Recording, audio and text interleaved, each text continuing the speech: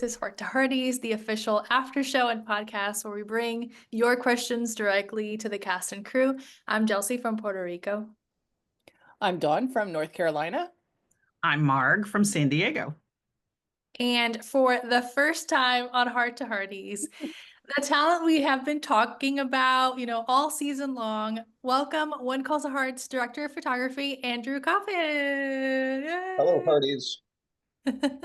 We are Awesome. so excited to have you here. And Hearties have been, blown away by the cinematography, not just this season, but previous seasons also.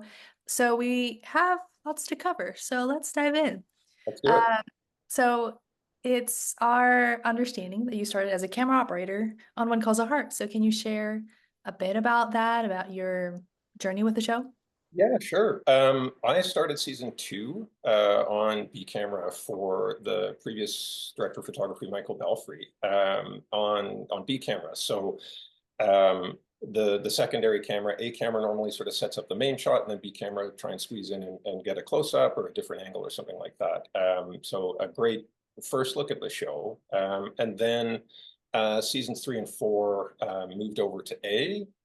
I had to take some time off for family stuff. Season 5 came back for season 6, and then was out of sync with the show for 7 and 8. And then probably 2 weeks before season 9 started shooting, got the call to come in and shoot it. So it's been.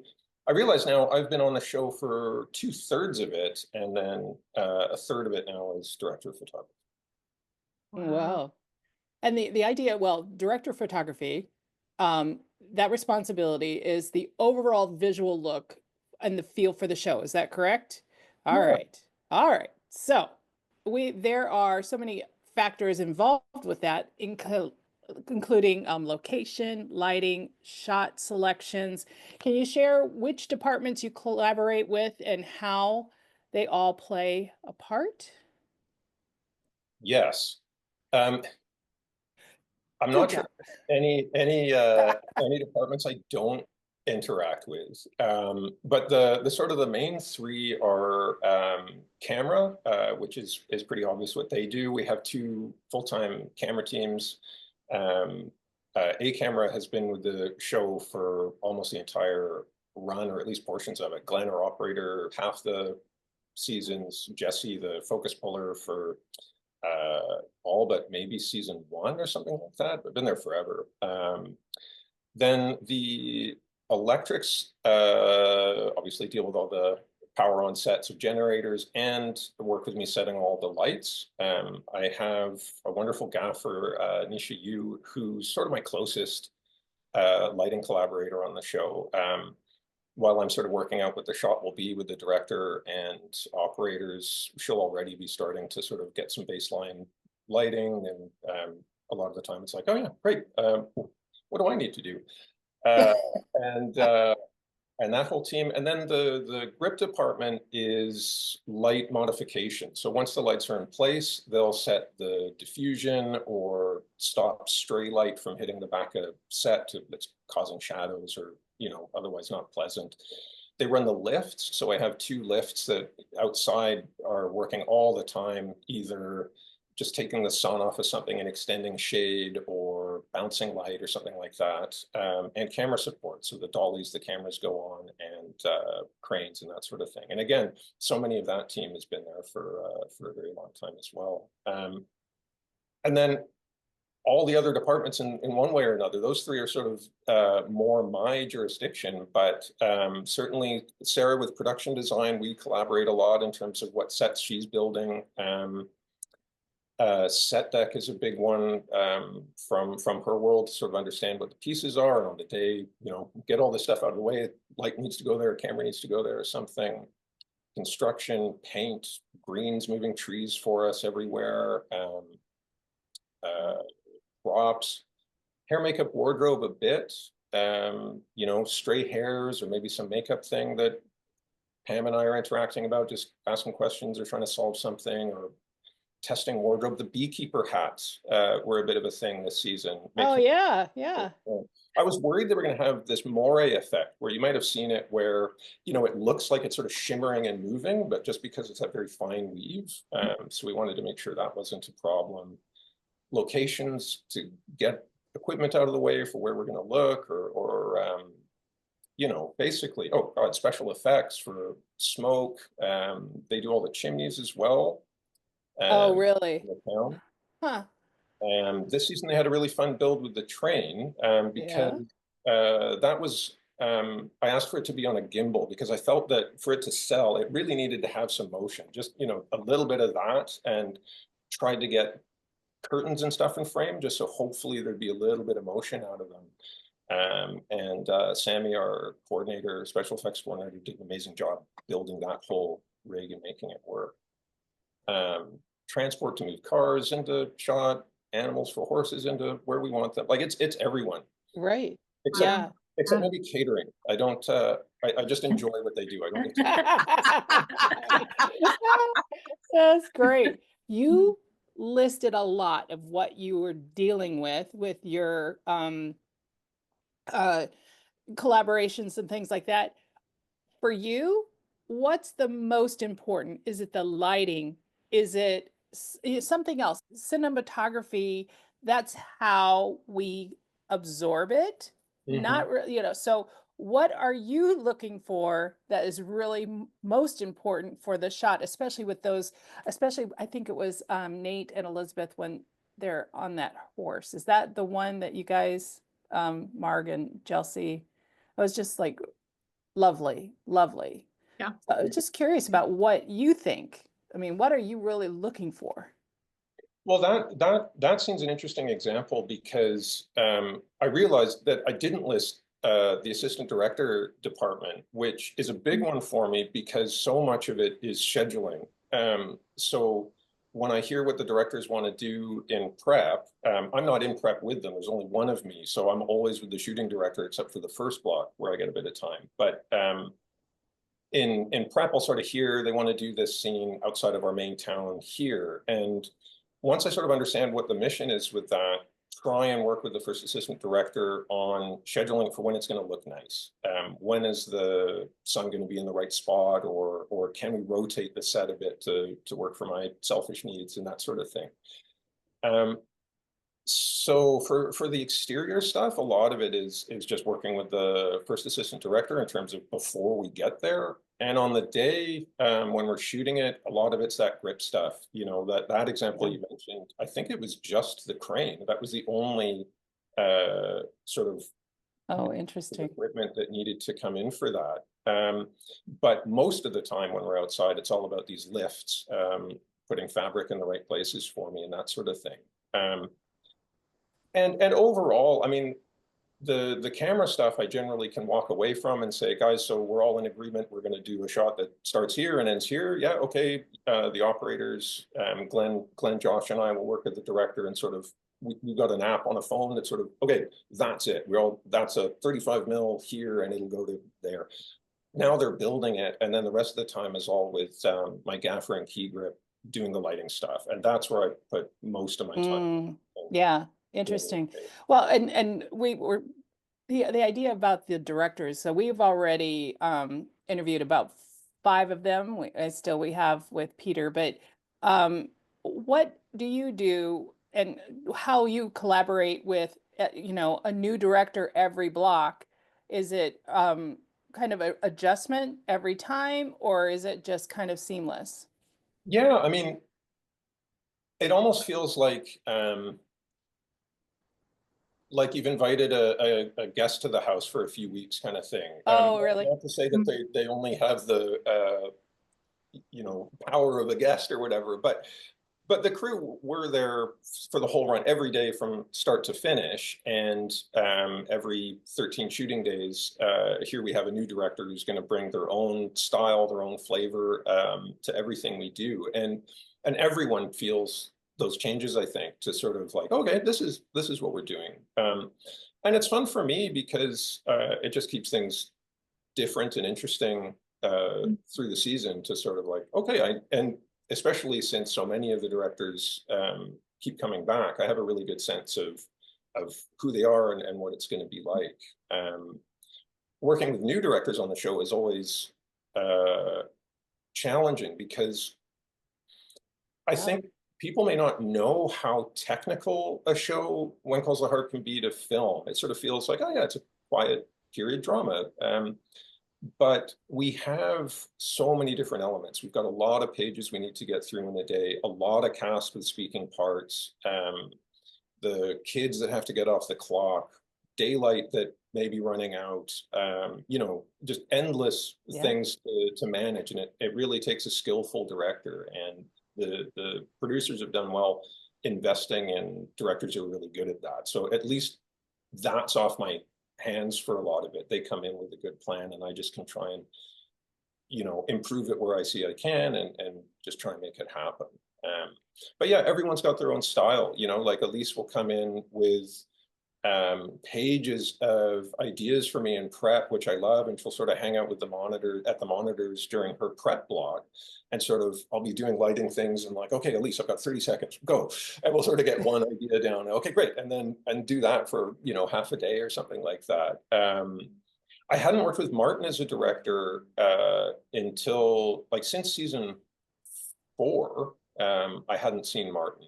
And I was excited to work with them in the DP chair because I knew he would be challenging in terms of keeping the camera moving. You know, Oliver mirrors.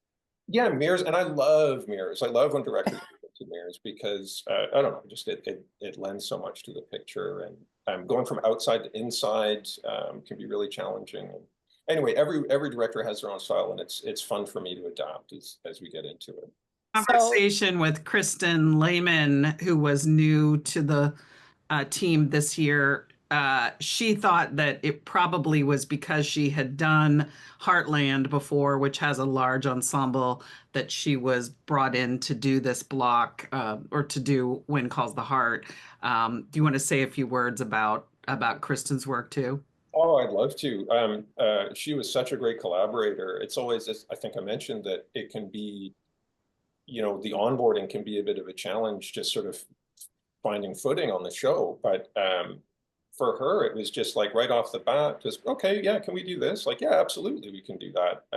And came in with interesting visual ideas like that kaleidoscope shot that was her in reference to for an old film from the 40s, I think. Anyway, I can't remember which one. Anyway, but she showed me and was like, can we do this? And it's like, let me work on that. And then just on set, it was just, everything felt easy and fun. So yeah, that was a real treat. And we had, you know, a really visually interesting block with the movie theater exterior and the mansion. That was my favorite. Yeah, it was fun. Party, Right? yeah. It was fun. Yeah. So before we go to the whole season 12, we need to kind of reflect to season 10. So we had like a list of things that were just so extraordinary in season 10, which is the hot springs. That was the season for the hot springs. Fiona, Ned, and Mike peering into a box to see the radio that Lucas had brought to Hope Valley, that one.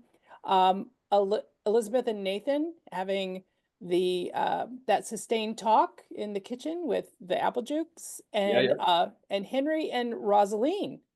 That was at the stables.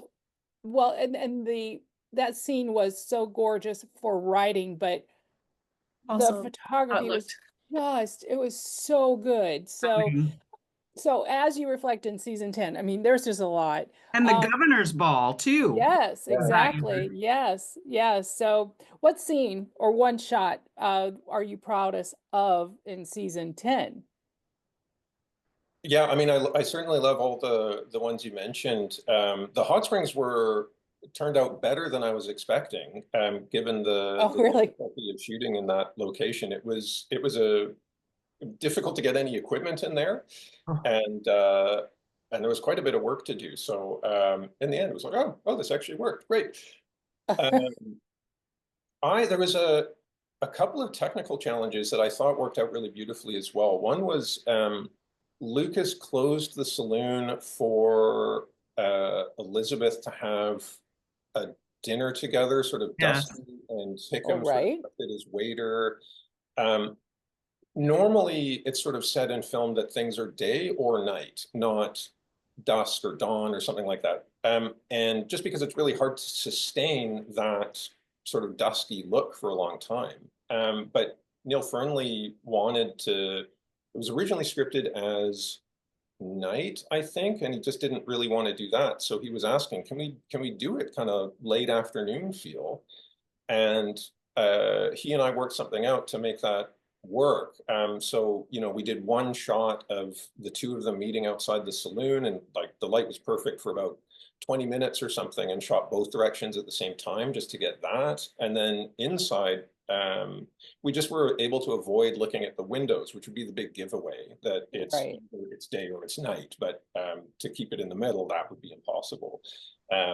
So then we were able to find it, and it just had this nice balanced quality that I think gave a warmth to the scene without just being another night in the saloon, Right.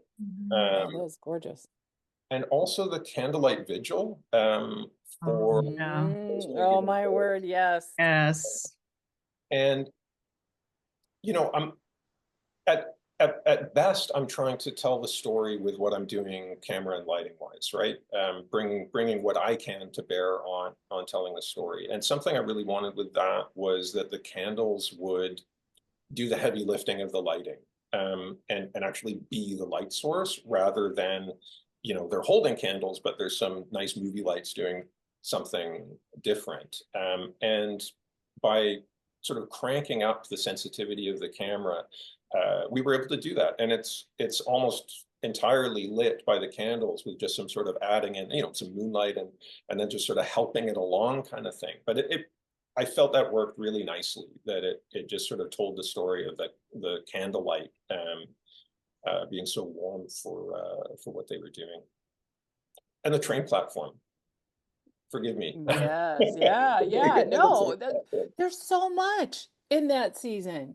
Yeah. It's That it's was hard just so to nail good. it down to single scenes, there's so many bits and pieces, but it was fun to do something different. And now, like season 12, we did so many different scenes where we created new spaces like that. But in earlier seasons, that was much more rare. So I'm kind of glad that we're leaning into that a bit, because it's fun, I think, stressful for a lot of people. I think Very. Sarah, Yes. Sarah. Yeah.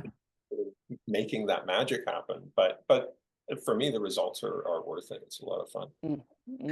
Well, we're going to continue taking you down memory lane. Last season, we were so dazzled by the effects of the flashback scenes and the sort of haziness as Lucas began to regain some of his memory. It's just stuff that When Calls the Heart hadn't done before, and it just felt so fresh. And I just think that's what's exciting, is seeing you get to push these boundaries and Hearties responding to it like they just love it.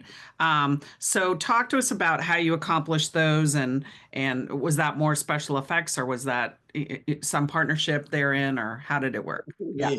I'm so glad you brought that stuff up, because I had so much fun doing that, and I knew that we were pushing the mandate for the show in a big way. And I'm so glad that the Hearties enjoyed it, because that gives me more ammunition to keep doing the same. Hey, Keep you going. have all permission. You Yes. do. So how we did that, so there's two sections, of course. There's the stuff where it's actually in the past, like the actual flashbacks. And we did that with this special lens called a lens baby, where it's like you can take the various glass elements and sort of twist them around the film plane a bit. So sort of find something that's not normal. So then things like highlights sort of stretch in strange ways that you wouldn't expect. And the focus isn't like, normally focus is just a depth thing. It's closer or further. Now it's sort of like a left to right or vertical thing. So you can really sort of twist the frame out of alignment kind of thing. And I think that was most of what we did on set, except lighting it with a lot of contrast because we had to hide Jeanette. It was really important to keep Jeanette hidden Right. until the last flashbacks. But she has such a particular silhouette. And I'm curious, actually, did the Hearties, was there some chatter about it being Jeanette before the reveal? Do you remember? No, no, No. I don't think so. No, I love no. that. I'm trying to remember about the shoe. There was something specific about the umbrella and the shoes that was the cause of a lot of speculation, but I don't believe That anyone it was put Jeanette connected on to the scene. her. Yeah, Yes. I think that seeing that scene that we didn't know who it was, then it just created even more buzz about the whole thing. So Oh, perfect. Okay, I'm glad it worked. It totally worked. And so then in color timing, which is the last sort of part of the process for me, my colorist, Jimmy at Company 3, I came in and, Jimmy, make sure we save lots of time for these flashbacks. We're going to have some fun here. And it was basically turning up the dials to 11 on, making the colors pop, adding grain. Jimmy had this nice filter he was sort of able to apply that it's sort of this like vertical streak in addition to the actual sort of physical lens on set. Um, and yeah, we just had a blast playing with all of those flashbacks and finding a look for that.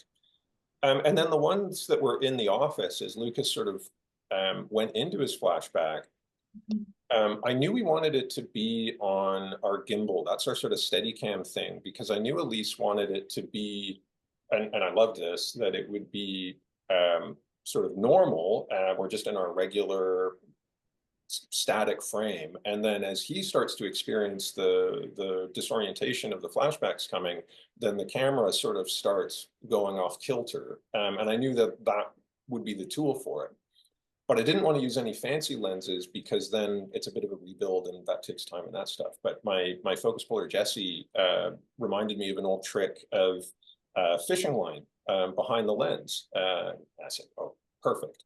So literally it's just a piece of fishing line that he just tapes / glues to the outside of the back element. And you don't see it. You don't visually notice it until it sees a highlight and it kind of gives it these sort of vertical streaks just from that fishing line. I mean, that's many Interesting. Wow. That's That's so you might have heard of like using the pantyhose behind the lens. okay. Yeah. Yeah. It's kind of like an offshoot of that. And I thought it worked great for that. And then again, Jimmy, I asked him to bloom the highlights so that instead of these sort of straight cuts to the actual flashback, we sort of had the window go to white behind him and then sort of take over the frame to go back. And I think we might have like cranked up some grain as the camera started to get drunk as well. Anyway, I certainly had a lot of fun with that stuff. Oh, good. Yeah. I remember watching that for the first, I still remember it watching it and I was like, oh my gosh, what is this? This is so great. It just blew my mind of like, this We've is never something seen different. it. Mm-hmm. And wow, it looked amazing. Yeah. Awesome. Yeah, glad it worked. And again, the fact that no one caught the Jeanette thing, that's I'm really happy about that. Or maybe someone did. I'm sure someone will be writing in and saying, I No, knew. I think the mystery was very well preserved. I don't think anybody saw it coming last year. So, Yeah, great. yeah, yeah. Perhaps a name that's familiar to you, Cavan Smith of Vancouver, BC. He submitted. I know, he submitted multiple questions for you. Why do you walk like Darth Vader on set when you're upset? That's question number one. Who is your favorite lunch partner? Uh-huh. And you better say him. And on a serious note, what was it like to take over the DP job from longtime director of photography, Michael Balfry? Okay. Number one, Darth Vader. I'm intense. I walk quickly. It's gonna happen. You often wear these dark colors as well. Yeah, it's Okay, true. there you go. Yeah. Came from when I was a camera operator, and you have to wear dark clothing as a camera operator, so you're Ah, not. I didn't know that. Okay. So So funny. that's part of it. And then COVID, a lot of the time we're wearing masks, so there's that. But yeah, That. it has taken That some, would do it. That combo. I see it. I see it. Yeah. yeah, Mhm. yeah. And you mentioned before that you like catering, so, but maybe not so much Kevin. No, honestly, I do really enjoy my lunches with Cabin. We don't we're friends, but we don't get a lot of time to talk during the day on set. So it's nice just to have some time to sit around and gossip like the old men that we are. I'm sorry, the third question. Oh, Another question. Michael Balfry taking over the DP job. right. So yeah, season 9, I felt really honored to be asked, to be honest, to shoot the show. I mean, there's a lot of really talented directors of photography in Vancouver, and so to get asked to do that, I wanted to honor that, and what Michael had done for the last 8 seasons in terms of the look of the show and keep it true to that. I didn't want to reinvent the wheel. Season 9 was largely about me finding my feet and you know, making it look the way people were expecting it to look. My first weeks on the show, I'd sort of start lighting and I would turn to Nisha, my gaffer, and be like, what would Michael do? Just out of curiosity. Just be like, I don't know, he'd do some stuff. And I think that was her just trying to like get me to find my own way, which I think I think it was good in season 9 to do that and keep that continuity. And then it's been great having scripts like the flashback and this sort of thing that's really allowed me to put my own stamp on it and take it in new directions as well. Um, I know that in the earlier seasons, there was a real mandate as to what was visually desired and allowed, like really trying to keep away from shadows, never use handheld except for some stunt sequences and that sort of stuff. Or slow Oh, motion okay. was never a thing. And I think that made sense because while the storylines were evolving and all that sort of stuff, it gave the audience, you're coming back to the same look. And I think that really made sense for the first number of seasons. Mhm. Now we're so used to these characters and these locations and sets and all that sort of stuff that I think now there's an appetite for mixing it up and doing new stuff. So it's been fun to take over for Michael and move it in that direction. Wow. Beautiful. I completely agree. That's amazing. Um, Jamestown movie set it's our happy place. Those of us who've gotten to had the privilege of being there. It's such a magical place, really a character in and of itself. Show. Donna Limerick of Schwartz, Texas wonders how you come to know and take advantage of all the beauty on that property. Um, eight seasons in, I know most inches of that property now. But I mean, I'm sure. to be fair, most of that property you can make look beautiful under the right conditions. It's really about just making sure that you're there at the right time and hopefully the weather's cooperating with you, which it doesn't always, but take your best swings at it. Um, and I think, as I mentioned, with the directors choosing sort of, we want this whole scene to take part in this zone. I'll just try and work to find a way to make it look good. And the directors know that if it's easier for me, it's going to look not just better, but we'll also be able to achieve it much faster.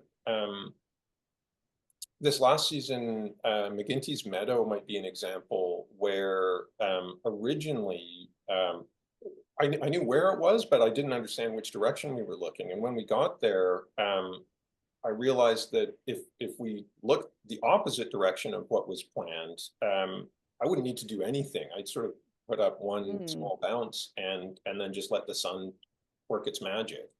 And I thought that worked out really beautifully. The sort of the sun peeking through those tall narrow trees and all that sort of stuff. So I guess it's scheduling, and the property changes so much through the season as Yes. well.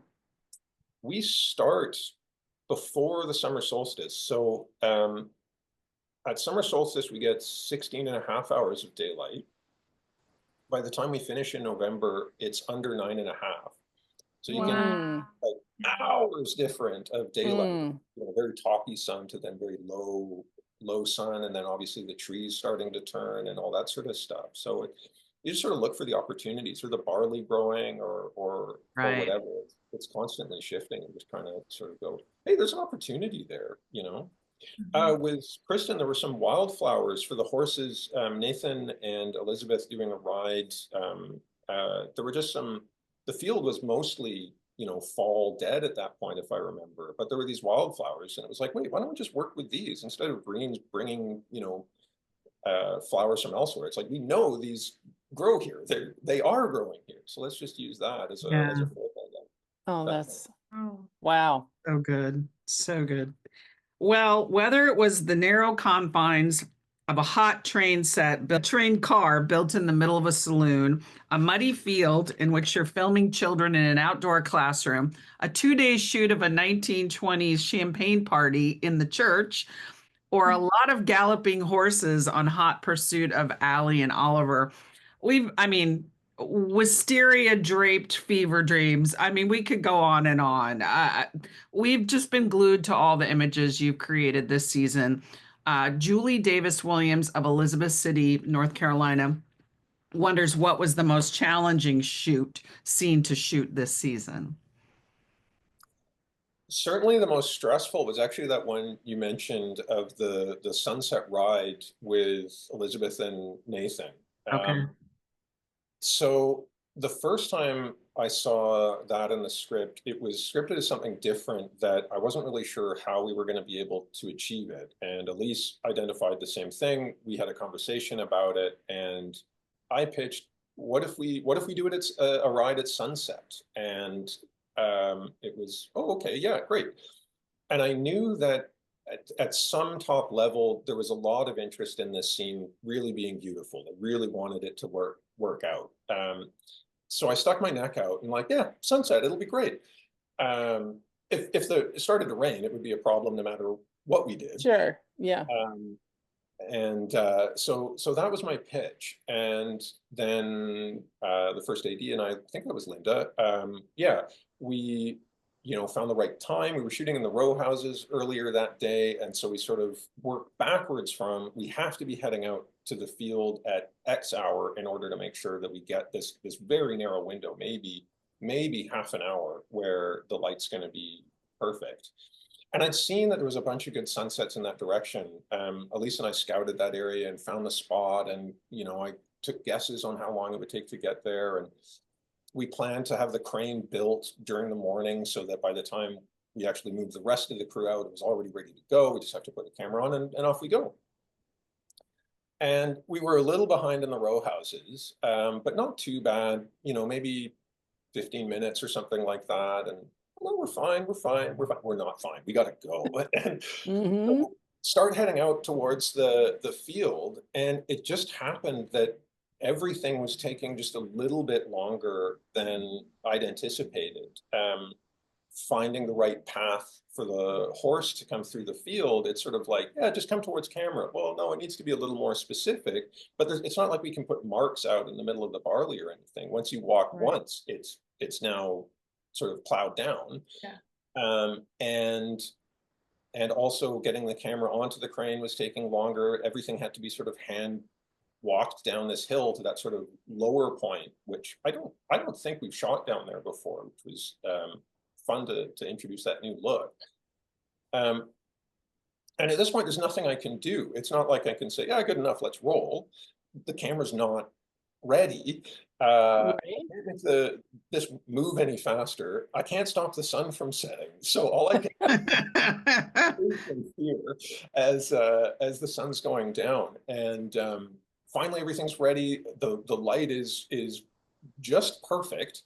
And we do one take, which is the widest lens, sort of sweeping across, trying to stay as close to that barley as possible as they're riding up. And sadly, they just trimmed it too close, and we doop into a couple of pieces of barley as the camera was going along. After that take, Elise was like, okay, great, let's move on. There's a bunch of other shots. And I was like, no. With the barley, it breaks the feel of it. Suddenly, by seeing that barley get knocked, it just gives it away. Suddenly you're aware of the camera much more than you otherwise. And so I asked for another take, and she's like, Andrew, I have like a bunch of other shots I want to get. And I was like, we got to do it. We got to do it again. So then I doubled down. Time, because now it's 10 minutes to get the horse back to ones and the crane reset and do another take. And then there's all this other stuff of getting off the horse and the wonderful moment of them coming together and getting into that nice close-up. And then it was just magic. And it just happened that with the dying gasps of light, we got everything that we needed to get. At least called cut, and it was like, Andrew, you good? I'm like, yeah, that was amazing. We're just like, oh my God, we did it. Wow. It And was wow. was And of course, then it's gorgeous. now Yeah. part of the opening credits. Yeah. Yeah, that was sort of proof in the pudding that it kind of gave the execs or whoever was pushing for it what they wanted about it working. Erin told me soon after that she texted someone at Hallmark to say, I think we captured some magic tonight. The crew was buzzing, and it was like, yeah, you're right, we did get magic, but there was just this immense feeling of relief once Right.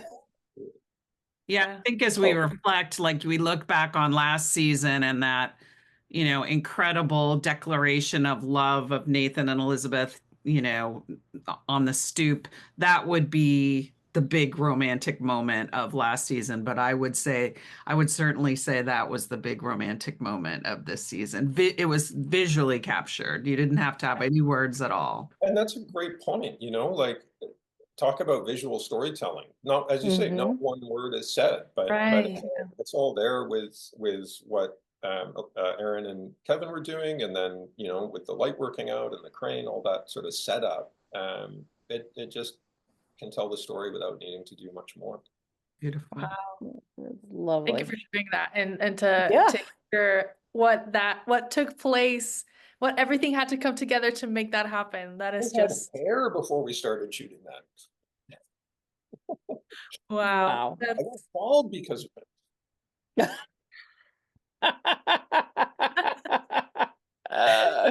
That's funny. So we have a question from Hardy Tanya of Seattle, Washington, and she says that we have seen the bar for directing and cinematography raised to ever increasing heights in your tenure. This season, the cinematography has been particularly amazing. What scene from this season just impressed you or made you go like, wow, when you saw that final cut? Gosh, so many. Obviously that sunset scene we just talked about. I really enjoyed the Nathan fever dream. And Of we course. shot so much for that. And just with the billowing sheets and all that sort of stuff, it was like I thought Beautiful. it was gonna work out, but until you see the edit, you're only sort of taking a guess as to what's going to make it and what won't. And I think over the other two, just because of the way that it's sort of him coming down the stairs and crossing the living room, I don't know about you, but I got the impression, and Martin and I wanted it to feel like we didn't know we were in a dream yet. And that was true for all three, actually. Right. And it wasn't until he gets to the window and sort of looks out that it really gives it away that we're not where we used to be. And then just the sheets in the wind and everything. I thought that was really fun. And then of course the humor at the end of that. I loved it. It's my favorite. Yeah, right. You Kevin had to really- have been in on Martin's prank that he just had kept rolling. He'd already gotten the shot, but that he just had kept rolling to get more of the dog licking Kevin's face. I missed that. Oh, that is so So wrong and so right at the I same was time. about to say Kevin was such a good sport by letting the dog really go for it. Just being like, yeah, this is great. Yeah. Okay. That's funny. Yes, he was. Yes. That's not surprising. Certainly was. Yeah, we delivered that information to him unknowingly on Heart to Hearties. He was unaware that he had been pranked. So yeah. That's true. So yeah.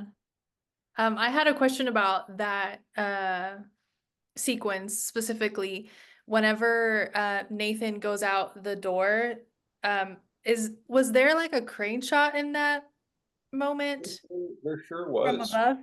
Yeah, so and it was a really challenging move because so much equipment was outside that frame. And Martin actually helped operate that shot because the system that's used for operating on the crane it's almost like an anti-aircraft gun, that you've got a wheel that you spin for pan and a wheel you spin for tilt. But this shot also needed roll, so another axis, but you've only got two hands. So someone's got to do that third axis. And Martin loves playing with stuff. So he's like, I'll do it, I'll do it. So as we pull back and boom up, the camera also does this third Right. to rotate. So now Kevin's on the right side of frame with the sheets sort of horizontally across the frame. And that, again, you can do that in a fever dream on One Calls the Heart, but we don't get opportunities to play with that kind of stuff, which, you know, like if it was a sci-fi show, maybe we'd be doing that stuff all the time. Right. But to fever dream, it just made sense. But I love that shot. Thanks for remembering that one. Yeah, I love it too. That's one of the main shots that I was like, oh, this is actually a dream. Just Right. of how the camera did that movement, and then we go to the sheets and everything like that. Yeah, so it was great. Another giveaway in that was that there was no fence. The first time you know it's a dream is that when he opens the curtain, normally there's a back, the row homes have a row of fences around the back. And I was wondering if people would notice that the first time that doesn't exist anymore. And there's trees around it. Suddenly it's like a row home rather than the whole series of row homes, which again, we normally can't do because it's supposed to be all those row homes that don't exist. Those are his effects. We're normally contained within our actual row houses. So we got to break the mold and cheat that to be what it actually is, which then looked like something different. Wow. So cool. I get excited. I just nerd out with this. We're I love it. we're right there with you. Yeah. Yep. So speaking of Kevin McGarry and his chat with us in Heart to Hearties, he geeked out about the Oner shot in the party scene this year, which I loved too. Just following, the camera is us. We're seeing where this is going, and then we see Nathan as he comes in, and then that's where there's a cut to Elizabeth. And I've seen like many like other shows and movies do that, of like that one shot with no cuts. So talk to us about how you pulled that off and what the challenges were to capture it. Okay. So that was Kristin directing. And in prep, she didn't have a lot of sort of challenging asks. One of her few asks was that she wanted to be able to, and sent me some videos of sort of dance routines that she had as reference of, we're sort of on a group and then, you know, pan over to a completely different part of the room and there's another group and then, and so on and so forth. So I realize, okay, so she wants to be able to look anywhere in this whole room. And because it was in prep, normally the difficulty with doing a full 360 is that where do I put the lights now? I can't have anything on the floor to use as a lighting thing. And because this was taking place in the church, there's a couple of lights rigged in the ceiling there that live there, but it's not the right tools for that job. But because we had time, they had to build that whole set, so I had time to do it. We were able to build a whole lighting rig above the where the set is. There's beams that you've seen in wide shots of the church, so everything was sort of mounted to all that stuff in the roof. And I could light everything in the ceiling so that Kristin would be able to do a full 360. And then on the day, we had Paul, a choreographer, come in with dancers and had some sort of like ideas of what could be done. So then between Kristin and Paul, myself and Josh, we sort of took that cell phone app that sort of mimics what the camera will see and all sort of started walking together repeatedly. Okay, so what if we start here and then come over here and then that times out that now we'd be able to pan to this, and just slowly piece by piece started building next section, next section, next section. And a big part of that is how do you get, these dancers now have been seen here, but now we want them again over there. So they're sort of rushing around behind camera and all that sort of stuff to find it.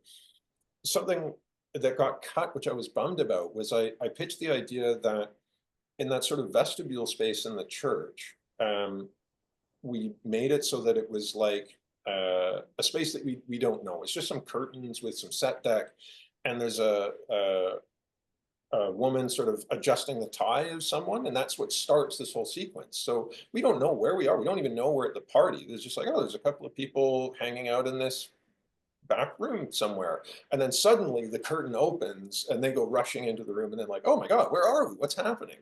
So that went missing, but it was part that I enjoyed. Anyway, so then it was just sort of building all those section to section pieces around the room, and then handing the floor over to Josh to work with the cast while I was doing all the lighting, which was essentially just working off the board that, okay, when Josh hands over to this zone, that light dims, this light comes up, and all that sort of stuff. And Oh, wow. But it was a process. I think we were in there for 2 days, and I think that one shot was probably, 5-6 hours, because I knew whatever I did Wow. lighting wise was going to establish everything for all the dialogue stuff. It would have to vaguely look pretty darn close to whatever we did on that shot. So it took basically a quarter of our time just for that one shot alone. Wow. Goodness. And I imagine that there was like a choreography in itself. I mean, of like timing of we're going to spend this amount of time in this couple, and then we move to here to get this section, and then the lady with the champagne, and then Oh, classic. Yeah. yeah. Absolutely. So every beat of that music, we knew exactly where the camera would be. By the time we've gone through it, Josh is great with that gimbal rig that he used to go through. So, there was just a bunch of time of finding that out. That's part of what takes so long, is just at this beat of the music, cameras here, dancers are here. It's all coordinated down to the beat. I love working on musicals. If One Calls the Heart could do musical episodes, I'd be very excited. I was gonna say, Here people for are it. asking for it for sure. Bring it on. You're gonna, yeah. You'll be the next John Chu of, what caused the heart. I see it. I see it. Oh. Is I wonder if anybody recorded that. Like, I'm just so curious to see that, like, recording from the outside to see how the camera moved and just everything. Yes. Oh, You know, if Yes. anybody filmed that, like, got that on their phone or something? I should ask Josh, because he might have got someone to do it just so he could see what was happening around him. Because I'd love to see that as well, but sadly I haven't seen it yet. There couldn't be room for sort of behind the scenes people in there because we saw everywhere, Yeah. unless they were sort Yeah. of chasing Right. behind or whatever. Yeah, that makes sense. But it's possible that after slating Joe or second or someone ran around with a cell phone or something like that. I'd love to see that. That would be super fun. Me too. So we have a question from Jada Lily Miller of Vancouver, BC. And she asked you to tell the Hearties, what is party mode? Ada. So knowing Jada, I don't think she's asked this question to embarrass me, but it's going to embarrass me a little. Oh. Oh, Jada. Most of what we have a board operator from the lighting department who does all the sort of dimming of the lights and is somewhere offset, and Nisha, our gaffer, I'll say, adjust this light. She'll radio it to him and he'll do it. Most of the time, it's bog standard. Bring this light up 4 points, make it a little warmer or whatever. And occasionally, we'll have these things like the big 360 in the mansion party, where there's a lot of board stuff to do. So ostensibly, I keep him sharp by giving him projects to do.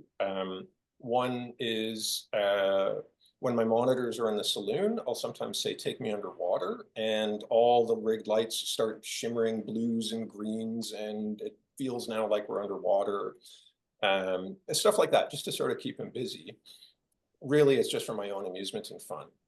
And party mode is where all our lights start, flashing nightclub off strange colors and just flashing bright saturated colors as much as possible. I don't even remember how Jada found out about it, but she was extraordinarily excited to hear of its existence. And if I'm not mistaken, it was her birthday, and the day was finishing with sort of a close-up, like an emotional close-up in Nathan's row house, well, Nathan and Allie's row house. And because she had shown interest in party mode, when they called cut and I heard they were moving on, I was like, okay, party mode. And on set, suddenly all these lights are flashing and Jada lit up. Jada's the happiest person I think I've ever met. But she, guys, it's party mode. I think she explained it because everyone else on set was like, what the hell is going on? But Oh no. She's such an old soul. It's good to see her be able to be a teenager sometime. Party mode. I love it. That's so fun. it's funny, so her mom, who's been on set a lot, obviously, over the years, from when she needed, minor supervision and all that sort of stuff, has the exact same sunny personality. It's very clear where Jada gets it. Oh. It's just, such a kind heart, and it's amazing how she's able to go from just the happiest person ever to really bringing that deep emotion when it's called. Yeah, she's a lovely actress, but truly, she's, I mean, one of our favorites. We have Reggie Ma of Edmonton, Alberta, says the editing this season was superb in some of the fast-moving or extra slow-moving scenes. So the combination of directing, filming, and editing gave us visuals like we have never seen before of When Calls a Heart. So that was her comment. So as a director of photography, are you involved in the editing process at all? Or does your role end when the takes are captured? It's mostly done once we finish filming a block. I do like to watch the cuts as they're made so that I kind of can catch something. Sometimes maybe there's a piece of equipment in frame that shouldn't be, or I know we did another take because there was a problem of some kind. If there's a new set, I like to see sort of, did it work out in case we go back to it the same season, then I sort of know what's happening with that. But really the main thing is when I go into that color timing session and do that final sort of layer of gloss with Jimmy, our colorist. And it's the first time normally that I've seen the finished cut and also the vis effects. So anything that's been brought in, sometimes it's the establishing shots I may never have seen before, or like with the train, what's out the window and all that sort of stuff. And so, yeah, that would be my only sort of interaction with post, is just sort of some notes on the cut and then that coloring process, which, to be honest, is one of my favorite parts of the whole thing. I've started bringing some, like I brought Aaron by it at one point and Kevin at another, just to sort of see what the heck happens there, because it's magic. It's a lot of fun. Yeah, well, Kevin mentioned that. I don't know if it was on our chat or after we were done with it, but yeah, he mentioned that because he was like really interested about what you do. So we talked about your kaleidoscope camera earlier, and we did love the slow-mo in the salon for the Charleston, and they were learning that dance. So how does emerging film making equipment or technology affect you? Or are there some tried and true processes you use year after year? So tried and true, there's so much just classic. When I came to When Calls the Heart as a director of photography, although I guess actually as a camera operator as well, I felt that so much of it wanted to be just classic cinematography, classic operating, that don't get trickery going. It's really about letting the stories unfold in front of the lens. And I think most of the time we're still doing that, and just lighting it in ways that are, classic old school good stuff, or at least that's what I'm aiming for. In terms of new things, two big ones come to mind. One is the gimbal rig that we use. So in the past, up until season 10, all the sort of walking around through town stuff was done on a Steadicam. But I brought in the gimbal for one, I just think that it's a nice look. And two, it's what interfaces with the crane. So not only does Josh hold it as he's walking around doing those shots, but that same equipment then mounts to the crane, which means that it's a lot easier slash faster slash cheaper for us to get cranes going. And that's one of the reasons why we've now been able to make so many more crane shots happen. So that's been a big change for the show. The other one's super boring and no one would notice. But in the old days on the show, all the lights were adjusted manually. So either you've got to put wire inside the front of the light to sort of dim it, or pull the wire out to brighten it up, or they'd be on dials that you'd sort of stand there and manually adjust. Basically everything except for the super bright daylight stuff that's coming through the windows is now done by that board operator, Michael Finnemore, as I mentioned. All of the lights go wirelessly to him.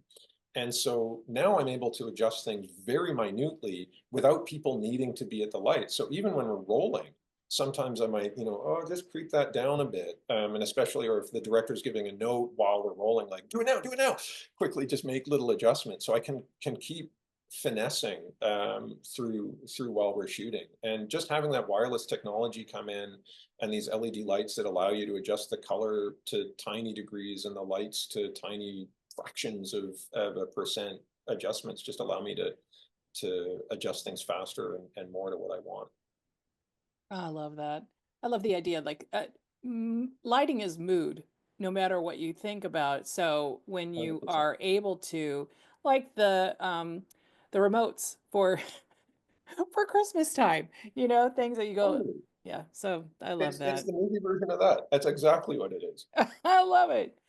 So, in our talk with Natasha Burnett, she was talking about the one scene with um, Minnie and Elizabeth, and they were on the bench waiting for the taxi with little Jack going to the train station. Mhm. And she mentioned about the gale force winds with that particular scene. So we're just curious about as you are doing the director of photography, how many situations that you've, like the worst of the scenario? Because I know that you guys talk about a rain, that gale force winds that Natasha was talking about. Anything else worse than that you've experienced? Yes. There's been a few. I feel like for whatever reason, lightning is now a part of our world more than it used to be Right. for Yeah. filming on that property. And if the lightning, for safety reasons, gets within a certain distance, number of kilometers away, we have to shut the generators off. So suddenly all our lights disappear. And it's basically, if I'm not mistaken, it's half an hour from the last strike that's within the zone that then you can turn it on. So at a minimum, if it gets within this zone, you're down for half an hour. And normally with that, I mean, there's some like huge winds come up. All those thin trees, they'll eventually, some will fall while we're filming. There was one that there's a road. If you've been up here for, you visited Jamestown, there's the road between where the actors' trailers are and the set. Yeah. Then trees have fallen on that road in the middle of shooting days. And obviously, people are going back and forth there all day long. So we've been shut down a few times for that. On occasion, I've sort of gone to my old documentary days and just grab the camera and go and start filming the clouds crossing the moon or something like that, just to do. Yeah.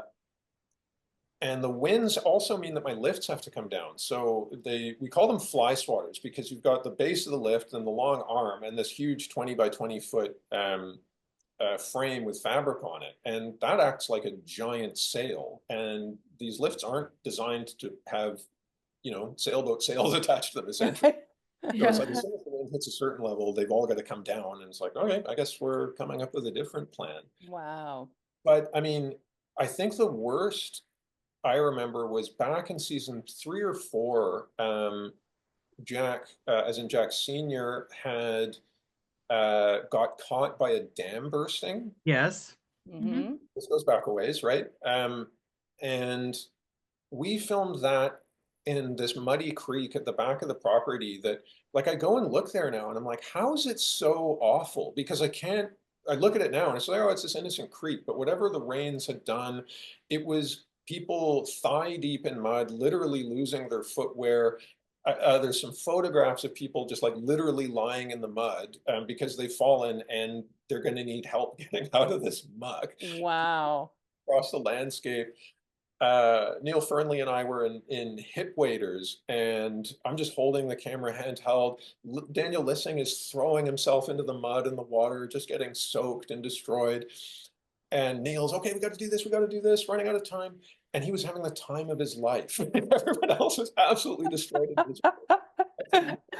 Oh, love it. Um, Oh. but I have to say, for the weather stuff, I don't know if anyone's talked about the background on our show. But we No. have the same background performers come out year Oh, after wearing, wool clothing in the summer. And it's basically like, while our cast is all in shades, not that they've got it easy in the pouring rain and freezing winds, they're wearing not the most comfortable costumes. But the background sort of sent out into the blazing sun and left there for half an hour or more, or what have you, in the summer. And then when the rains come, they're happy for the wool now, but it's pouring rain. And while our cast is undercover, they're wandering around in the background, crossing back and forth, just getting soaked. And they always keep smiling and they always keep coming back to the show. So I think they need a special thank you for what they suffer on our behalf. Definitely. so glad you mentioned that because Yeah. I do think I wasn't aware that they weren't undercover for some of that, and that they are extraordinary and they have been there year after year. It's amazing. Yeah. And we intend to talk to some of them. We've been trying to do it for a little while. Um, Incredible. Yeah. Um, I know we've missed gajillion things, but is there anything else you want to share, Andrew, about your experience with the show or? Yes. Yeah, there's something I want to share that I've waited a decade to have an opportunity to say. So this goes back to season 2. I'm new to the show, operating B camera. At that point, we started in September and filmed over the winter. So we'd sort of finish, I think, late February, early March or something like that. So the worst of the winter. And a couple months maybe into production, Erin comes onto set. We're filming out in the cold on Main Street, and she says, "Hey, everybody, just so you know, we've just received a whole pile of hand-knitted goods from the Hearties, toques and scarves. They knew that we were going to be filming over the winter, and they knew that it was going to be super cold and wet in Vancouver, and they hand knitted you these scarves and toques. So please go and help yourself." I've been in the film industry for over 25 years, and I've never heard of fans actually thinking about the crew that's making the shows that they love. But not only that, to then coordinate and spend however long hand knitting these things to be shipped up to us, I thought was really special. As I say, even huge shows that film in town, no one thinks to do that sort of thing. And I think it's emblematic of the Hearties community. I think that it reflects the values that we have in our show. And I think it's kind of a way for the Hearties at that point to participate in that. And that just really stood out to me as something special. And so it's nice to finally get a chance to say thank you for the toque that I got. And just really speaks to what a special community the Hearties are. And I know the show has grown, and I know the community of the Hearties has grown as well. But it's just nice that the values that we love on When Calls the Heart were actually demonstrated by the community for the crew at that point. And sometimes when I'm it's late in the season and I'm tired and struggling a bit. It's one of those things where I remember that the Hearties are wanting to watch what we're doing. I'm not just making pretty pictures for the sake of making pretty pictures. We're telling a story and people want to see it. And just thinking of that, inspires me to dig a little deeper and keep trying to look for what matters for the story. It's me knitting a scarf back. Oh, man. Love that. Okay, well, you're a writer too, Andrew, in addition to a storyteller, because that was amazing. That was beautiful. You just kind of made us want to tear up because, Mhm. as volunteers, we work pretty hard too. And we're close to we're at the end of the season and we need that boost too. So, shout out to Linda Manhart and all of those knitters who sent those to set. We're calling the grassroots, movement that is the Hearties. I think we somewhat take for granted now getting a renewal, and it was by no means a foregone conclusion at that point. Still isn't a foregone conclusion. So all the work that we do is really to keep you guys engaged and they know the Hearties notice everything. They notice everything. They appreciate your artistry. You know, we could talk to you for another 2 hours. We truly are Definitely. obsessed. And go you and your whole team. Go you.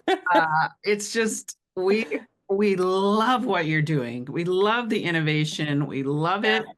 Um, I don't think you could, yeah, I don't think you'd do wrong by continuing to stretch and grow the show. And we're right there with you. Well, So that's great to hear. It's so nice that it is all noticed. It's an honor to be able to tell the stories that you know you guys are so passionate about. I feel really lucky to be in the chair and be able to do my little part in my little world to do it. So yeah, I really appreciate. And again, doing stuff like this, as you say, volunteering to take this on and get the word out there and people being engaged with it just helps us get those renewals, which then let us tell those stories even more. So thank you for everything you guys do. That's really appreciated as well. it's our true pleasure. We are so excited about season 13. And Andrew, will you promise that you'll come back next season so we can talk to you again? Okay. And we just can't wait to I just am dying to know what's in your brain already about what you want to do next year. Very excited, very excited. Well, thank you. Thank you again. We really appreciate it. Yeah, So thank you. parties, comment below. We can't wait to hear what you think about Andrew and his team's work. We're blown away and we know that you're going to have lots to say about it too. Go ahead and subscribe to the YouTube channel and all the podcast channels because we have more of these Heart to Hearties coming your way. And we know that you want to keep your eye on When Calls the Heart, even in the off season. So we'll see you next time on Heart to Hearties.